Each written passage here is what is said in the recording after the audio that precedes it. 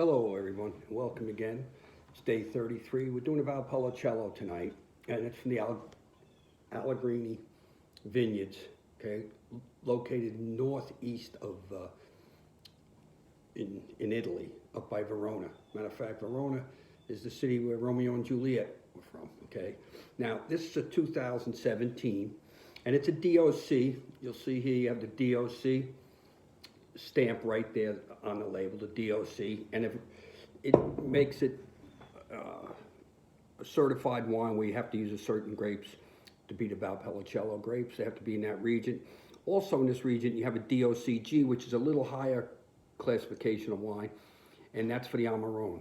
And the difference between the Valpolicella grape and the Amarone, they use sometimes some of the same grapes, but the Valpolicella, the Amarone, what they'll do is they dry those grapes. They go late. They pick them later. They get them more sugar in them. They pick them later, like October, November, late September, October, sometimes into November, weather permitting. And then they leave them outside in a well aerated, not outside, but a well ventilated storage. And what they do is they let the grapes dry, and then they process them. But the grapes dry in an Amarone, that grape actually gets about 50% of weight what it was and everything else. So the yield is less, but it's a rich wine. Now this is the same types of grapes, but they're picked. This bottle is fermented for 9 days and aged in. Then it's aged for in oak. It's aged French oak barrels and their own oak. So they blend the two, 50% oaks in the barrels. And this is aged for 12 months, okay? And the climate in this area, and this vineyard is a very nice, that area is a beautiful, it's a lot of summer estates up there. It's a medieval town, this town. It's about 600 feet, 600 to 900 feet above sea level at different times. But this vineyard's right, is about 600 and above sea level. And what gives you, when we've been doing wines, if you notice, breezes are big. So there's two lakes, two bodies of water. You got the Adriatic Sea and you have the lake, okay? And the lake is Lake Rhonda. And between those two and the breezes and being on the high elevation, and the soil's a limestone soil, and it's rich in rocks, which is great for the drainage, okay? They started painting Giovanni Allegrini founded this vineyard, and it's from like a 1600th century vineyard homes. He came in and started planting grapes from 62 to 89. He got done with most of his grapes, and he did roughly 63 acres from 62 to 89. He puts 3,000 vines per acre, which is pretty good, and they're 30-year-old vines. So he passed, and his daughter and his son, Franco and Marissa, they came in and started, they took over the business and, kept running. She was already in it when he was still alive. And then now the grandchildren are in it. You notice a lot of these vineyards, like you'll see where the daughters come in, the sons comes in, they're family businesses. It's farming. Farming is a family business, same just with grapes.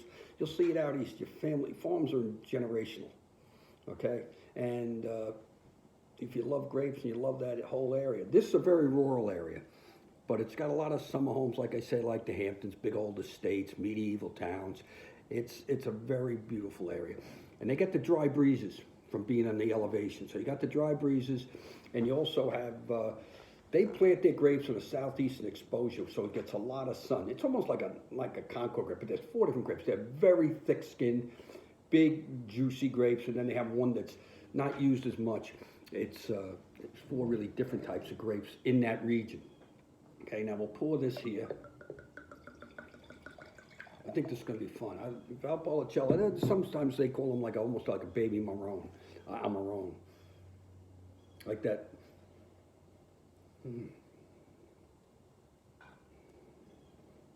The whole acreage in this, I think what they got, they have 63 acres. There might be 6,000 acres in that whole region. This family makes about 7 different wines. They make a nice another red called Polo Terrora, which is an excellent wine. A little more. This bottle's about $16, $17. This wine, James Suckling gave this a 91, okay? And the year 17 was light on rain. And the grapes, they were lucky. See, when you get too much rain, sometimes you got to pick the grapes early, but if they're light on rains, they can let the grape grow longer. If the grape grows a little longer, it solidifies it, it builds the juices up in it, it makes a lot better product to work with. So, you'll see certain years where it's a little wetter, and the wine might be a 90 or an 89, where this was a 91 by James Suckling. Big nose. This is Italian red, as soon as you check it up. You got the berries. We got the berries working. A lot of berries. Tannin in the middle. Now this wine is not going to be like an Amarone. An Amarone you could sit 10, 15 years. This wine, you'd sit this wine 6, 7, 8. It can last 7 or 8 years, but it's made to pretty much drink. It's not like a table wine, it's a little more refined, but DOC in 68 made the Valpolicella region a region, and then a couple of years later they made the Amarone region in the same region. Big colors, red ruby. That is a red ruby wine. Brilliant, big color. Trying to get I'm getting mostly berry. Almost seems like a vanilla, but I wouldn't think, but. Or an almond, there's something in there. Yeah, it's got some nuts to it. It's got some nuts, a little bit of earth and nut in there.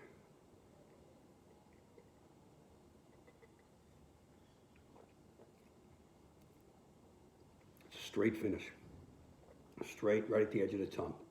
Brings it, it's fluid, doesn't bite you anyways.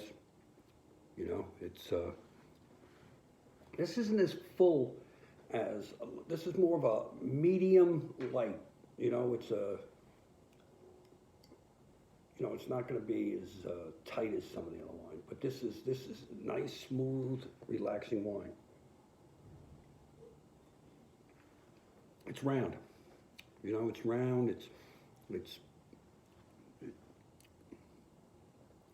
this would be good. It's another one that's good with roast. You could even do pork with this, see, because this is a lighter red, medium red. So you could do even a white meat like this with pork. I wouldn't say chicken, but you could do a pork. You wouldn't do a fish, but you do a pork with this, especially with roasted vegetables. You do mushrooms. You'll see a lot of the,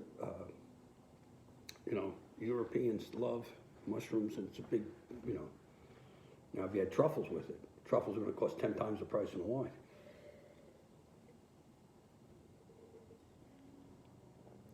This should also do a medium cheese, not too sharp, because it's mid-range. It's a mid-range, nice, relaxing, not offensive. This is good. You'd like this. This is you're gonna like. This goes good with,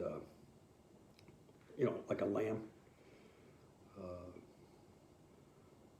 It's not as like we did the Southern Italian.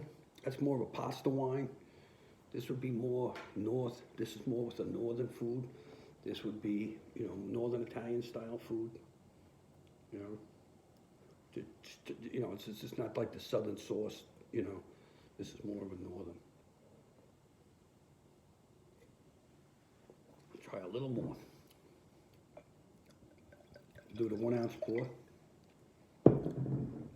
Right?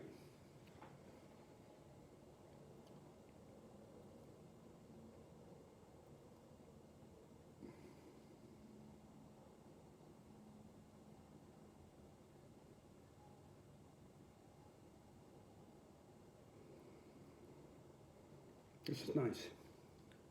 Now listen. Salute.